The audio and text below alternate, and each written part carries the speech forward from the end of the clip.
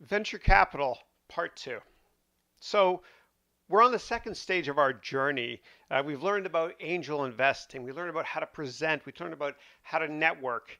And so, we're going to learn a little bit more about venture capital before proceeding to the next stage, which is years 3 to 4.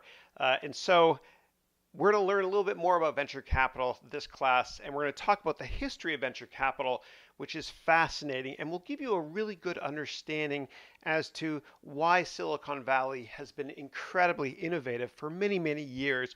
It's important to study history to a certain extent, to understand what drives corporations or individuals like Steve Jobs to change the world. So let's get started. The history of Silicon Valley is absolutely fascinating, and it has to do with the threat of war, with the Cold War, where the US was at war with the Soviet Union for years. It has a lot to do with landing the first person on the moon, and it has a lot to do with the hippie movement. The hippie movement at Berkeley, which is a great university here in the San Francisco Bay Area, changed the world. All these elements together changed the world. And it really is fascinating. So we're going to go through this. So venture capital in America was born due to the Cold War. It's fascinating. So the DNA fabric of the United States is really based on extremes. Now, this is not a criticism, as I do love this country, but you have to really understand the history of warfare and the Cold War and the hippie movement in order to understand where innovation comes from. Okay, so there's going to be three parts to this class, or the historical side of venture capital. Part one will be about war. Part two will be about peace. In part three, I'll put war and peace together, and you'll get a better appreciation as to why Silicon Valley is a vibrant place when it comes to innovation. Okay, so let's kick it off with part one, war. So, in order to really understand venture capital or innovation in general, you got to understand that the genesis and kind of historical context of all the geopolitical events that caused the venture capital sector to emerge in the first place. Okay, so American fear of Russia is the only reason that the venture capital industry exists. And I'm talking about fear of Russia from the 50s up until the Berlin Wall really fell. Now, pardon me, the post World War II catalysts, the catalyst that created venture capital is both war and peace. Which, interestingly enough, is a very famous book as well. But war and peace helped venture capital to emerge. And so fear and the Cold War really led to the creation of the internet. And we touched on this before. If nuclear bombs were to hit the center of America, God forbid, the East Coast would still be able to communicate with the West Coast, leveraging the internet. And so the internet actually was a big government contract. In fact, a lot of the technologies we use today are due to government military weapons research, as bizarre as that sounds. I'll give you a couple of examples. So all of these brands exist because of government funding of weapons to compete with Russia. And that includes Cisco, Intel, Google, Amazon, although it's in Seattle, Microsoft, although it's in Seattle, Facebook, Uber, Airbnb, two great San Francisco companies, and even the whole notion of Bitcoin, which no one really knows where the headquarters are. But all these brands only exist because of government funding of weapons research to compete with Russia. Okay, and there's a big pushback as well on this, and we'll get to that in a second. It's fascinating. Okay, so America was absolutely terrified of Russia and Russia military might. And so what happened was America invested in weapons research, which led to the invention of many technologies. And I'll give you some more examples because this really is interesting.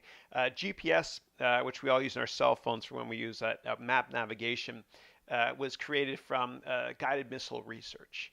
The database where all information is stored it exists only because of the CIA's Project Oracle, which was Oracle's first customer in the 1970s. The microchip was actually financed by NASA so that NASA could put the first person on the moon before the Russians could. And Palantir, which is the largest employer right now in Palo Alto, even larger than Facebook. Palantir was financed by the CIA's venture capital division. And for those of you that haven't heard of Palantir, it's this amazing software company here in the Bay Area that is solving the world's biggest problems. In fact, the Obama administration would not have found Osama bin Laden if it weren't for Palantir software. So it's artificial intelligence-based software that solves the world's biggest problems, founded here in the Bay Area because of government research. Okay, and we all know about the web being created because of issues with potential nuclear warfare. And so, again, competing with Russia is the only reason the venture capital sector exists. And here's a famous quote from Khrushchev saying, "We will bury you," which scared the heck out of many of us, of course. Russia, as many of you know, had nukes or warheads maybe in Cuba, and the U.S. almost launched nuclear missiles against Russia at that time. It's called the Cuban Missile Crisis. Under the Kennedy administration. This will all make sense to you in a second while I'm mentioning all this. And so as children, even for me in Canada, my mom living in Canada, we expected nuclear bombs to come from Russia over Canada and to hit the United States. And so what happened was there were these idiotic infomercials on television sponsored by the U.S. government, which helped to fund the war research. There's one called Duck and Cover, and basically, if a nuclear bomb were to hit, you're supposed to get under your desk, as if that's going to save you. I don't want to go too far off topic, but if you want more information on the whole Duck and Cover nutty cartoon set, just go to YouTube and do a search on Duck and Cover. And so when I was a kid, actually, back in the 80s in Canada, there's only a couple TV stations we had, ABC, NBC, CBS. And I remember one day there was this movie that came out that scared the hell out of us. And it was called The Day After. And The Day After was about nuclear warfare with Russia and who launches their missiles first. It doesn't matter because we all, anyway, get blown up. But do a search for The Day After on YouTube if you want more information on that. And so even the original Planet of the Apes movie, which was really popular when I was a kid, was about astronauts lost in space, and they came back to America to find that the whole country the whole world actually had been decimated by nuclear weapons. And there's one scene at the end where you see the Statue of Liberty, and Charlton Heston's on the beach saying, you bastards, you murderers, you blew it all up. And so the Cold War and competition to compete with Russia is one of the reasons that many great technologies exist. So anyway, a little bit of background. So that's enough about war. Okay, let's talk about happier stuff like peace. Okay, this is part 2. So war plus peace equals venture capital. And so in the late 60s, an incredible thing happened.